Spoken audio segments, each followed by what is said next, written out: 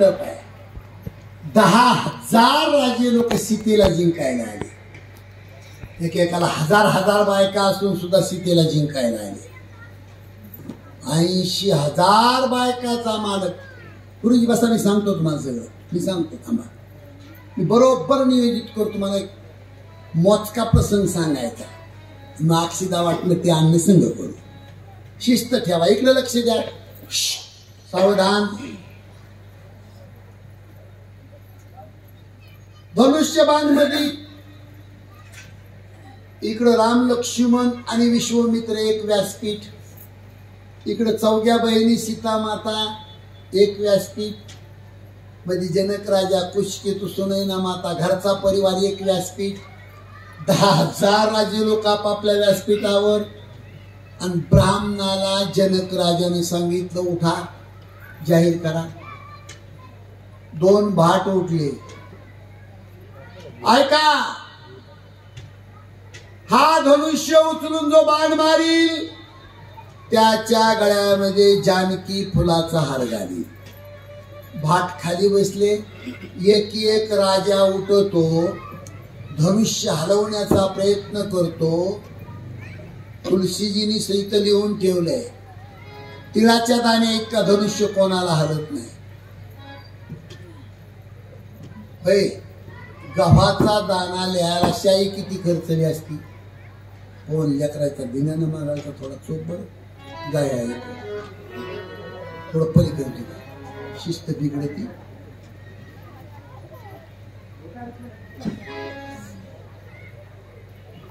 इकडे लक्ष द्या, धनुष्य कोणाला हलत नाही. रावणाचा थोडा उल्लेख केलाय, आधीच हलवून गेला होता, तेव्हा अंगावर पडलं, धनुष्य बळच बाजूला काढलं, कोण आलंच नाही. तुलसी रामायणात असं आहे. महाराज, धनुष्य कोणाला उचलत नाही. काही राजे लोक म्हणले 10,000 लोकांनी धनुष्य उडीत आणलाय, आपण बी 10,000 उठा, सगळे मिळून उचलू. सगळे राजे लोक उठले, धनुष्य उचलाय खाली वाकले. सीता माता मैत्रिणीला म्हणती, सखे 10,000 लोकांनी धनुष्य उचलला, समजा 10,000 लोकांनी उचलला, हार कुणाच्या गळ्यात घालू, नवरा कोणचा करू? प्रश्न नाही हो. ती मैत्रीण कशी करते, येड्यात एकटे मी. 10,000 म्हणजे एकावर किती शून्य? 4. हे 9,999 आहेत म्हणती मैत्रीण सीतामाईला. याच्यातला एक इकडं ह्यो राम. ती मैत्रीण सीतामाईला म्हणती, एकावर 4 शून्य म्हणजे 10,000. 4 शून्याचा पाठिंबा एकानं काढून घेतला, खाली काय उरलं? 0. आज हे 0 आहेत म्हणली. ह्याला कुठे धनुष्य उचलत असतो. मैत्रीण सीतामाईला म्हणते. सीतामाईची मैत्रीण तुलसीजी तिला सद्गुरू म्हणतात. सद्गुरू. धनुष्य कोणाला उचलत नाही महाराज. सीतामाईचा बापाला राग येतोय. कुठला राजा जनक? सगळ्या राजे लोकांना शिवी दिले. मूर्ख राजे लोक, कुठं एक सुद्धा शिव या पृथ्वीवर जन्माला आला नाही. आज मी जाहीर करतो की पृथ्वी क्षत्रिय. उठा. 10-5 उठले पटापटा राजे. उठलेले राजे बसलेलेला काय म्हणले? अरे उठाने म्हणले ते तिकडून शिव्या देते. उठा की. बसलेले 150 होते. बसलेले म्हणले, अरे 10,000 लोकांना धनुष्य उचलला नाही, 15 वर्षाच्या पोराला उचलणार आहे का रामाला? आणि रामाला मी धनुष्य नाही उचलला तर सीतामाईला काय करणार राजा जनक? कोणत्या बापाला पुरीचं लग्न करावं लागत या.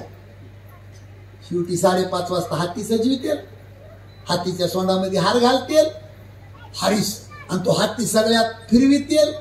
हाती ज्याच्या गळ्यात हार टाकील त्याला शेवटी 5:30 वाजता सीता देतील. आणि त्याला आपण घरी गेलेलो असलो तर अरे शिव्या खा म्हणले, पण खाली बसा. उठले खाली बसली. एक महत्वाचा मुद्दा इकडे लक्ष द्या. जनक राजाच्या तोंडातून एक शब्द गेलाय, उठो. ही पृथ्वी मी निक्षत्रिय जाहीर करतो.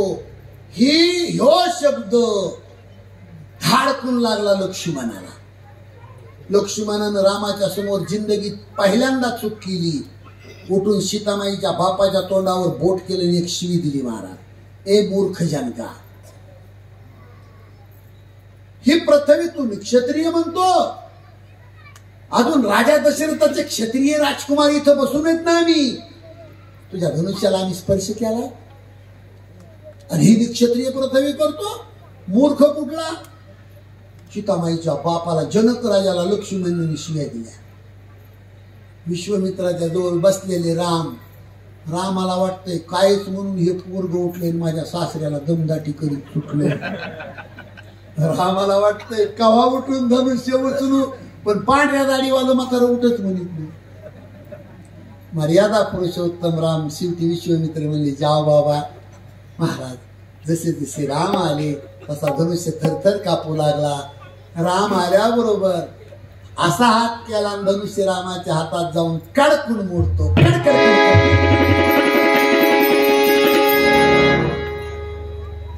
रामाच्या हातातून धनुष्य मोडल्यावर सीतामाईने दमानी उतरावानं छलांग मारली असा शब्द लिहिला, उड्डाण मारलं.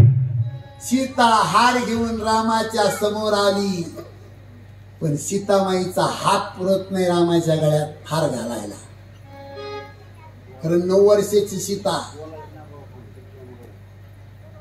या नवरा नवरी सगळ्या पोरी खाली बसायचं. बस बस खाली बसा, माझ्याकडे तोंड करून मी बरोबर उठवितो तुम्हाला. बरोबर करतो. हा, बसा. कालवा करू नका बघे, शांत बसा. बसा बस बाई, कारवाल्या लय झाल्या. हा, इकडे लक्ष द्या. थोडा प्रसंग एक महत्वाचा असतो. सीतामाईने उडीत टाकली, रामाच्या समोर गेल्या, हात पुरत नाही सीतेला. राम खाली वाकत नाही. महाराज, 10,000 राजे लोकांच्या समोर एका स्त्री समोर पुरुषांनी झुकणं भविष्य काळातल्या संस्कृतीला काळीमा. झुकत नाही राम. आपला राम थोडाच आहे. आपला राम सीताना हार घेतले.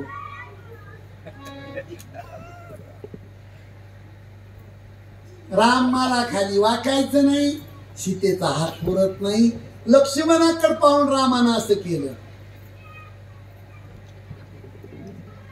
मानानं लक्ष्मणाकडे बघून खुनविलं. याचा अर्थ असा आहे, लखन तुझा शेषाचा अवतार आहे, पृथ्वी तुझ्या डोक्यावर आहे, सीतामाईकडची थोडी उचल. राम म्हणले. लक्ष्मणानं दात खाऊन उलटी मान हलवली. कशी?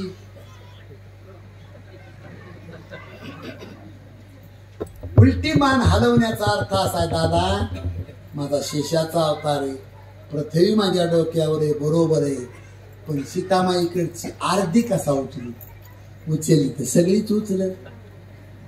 पण लक्ष्मणाच्या डोक्यात आलं, माझी दादा अडचणीत आहे. दादाला खाली वागता येत नाही. पण ज्या ज्या वेळेला लक्ष्मणजी रामाचं दर्शन घ्यायचे, त्या त्यावेळेला लक्ष्मणाला आशीर्वाद द्यायला रामाला वाकावं लागत होतं. पळत आले लक्ष्मणजी, कारण सवय लागली होती रामाला. लक्ष्मण दर्शन घेईल त्यावेळेला आशीर्वाद द्यायला राम वाकायचे. पळत आले लक्ष्मणजी, गुडघे टिकून रामाच्या चरणावर नतमस्तक झाले. लक्ष्मणाला आशीर्वाद द्यायला राम करकन वाकले. राम वाकले की लक्ष्मणजी म्हणले, माताजी माताजी चान्स मारो. पटकन सीतामाईने रामाच्या गळ्यात हार घातला. सीता रिकामी झाली. मैत्रिणी म्हणले, अगे हार घातला, दर्शन घे. सीता म्हणली, माय तुम्हाला काही डोके आहेत का ग? त्या बाबाच्या पायाच्या धुळीनं माय दगडाच्या बाया होत्या. आता नाही का दगडाची बाई झाली बाई. माझ्या वाशिंगात सगळे रत्न आहेत. त्या रत्नाचा आणि ह्या बाबाच्या पायाच्या धुळीचा संबंध आला. अख्ख्या रत्नाच्या बाया होत्या आणि मग इतक्या बाया आणि एकच बाबा. आता अक्षिदा वाटा. नवरा नवरी आले, अक्षिदा वाटा 2 मिनिटात.